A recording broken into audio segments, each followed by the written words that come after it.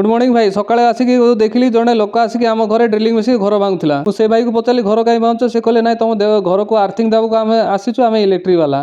तापर से भाई खोली खोलिकी सेठारे बहुत बड़ गात कर पकेले आ माटी काढ़ुले। तांको देखला बेलू से भितर बड़ बड़ पत्थर भी बाहरला। भाई को मु कहली भाई तुम कष्ट हम से गिनाटा नहीं गिनारे नहीं कि तुम सब माटी सब काढ़ी दियो भितर। तापर आम चलू इलेक्ट्रिक सामान आने दुकान को गलु।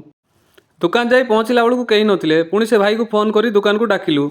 तापर से भाई हाथ में गोटे पिठपातिया भाया जिनस धरिकी आसिले। आम पचारू एटा कौन, से कहले एटा गोटे आर्थिंग जिनस आटा केमिकाल आटा तंबा तार।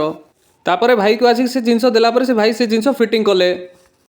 आउ तांकर हाथुड़े पिटी पिटी से जिनस को भीतर को ठेलदेले।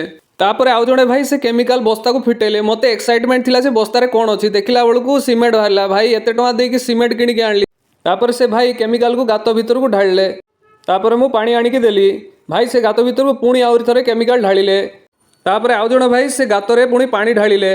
तापर गोटे भाई ता ऊपर माटी पैक करी कहीदेले आमको तुमर आर्थिंग काम सरीगला।